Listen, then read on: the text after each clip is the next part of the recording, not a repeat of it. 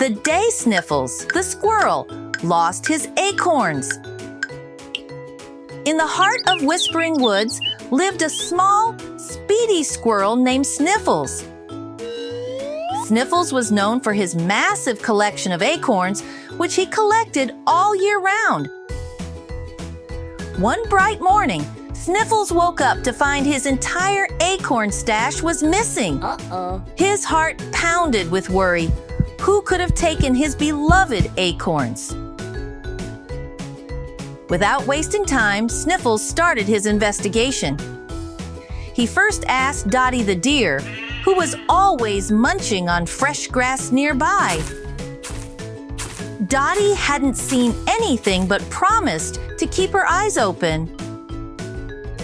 Next, Sniffles visited Chirpy the Sparrow, who had a bird's-eye view of the entire forest. Chirpy hadn't noticed anything unusual, but agreed to help Sniffles look for the missing acorns. Feeling a bit down, Sniffles visited Bubbles the Beaver next, who lived by the bubbling creek. Bubbles suggested that maybe Sniffles forgot where he put his acorns.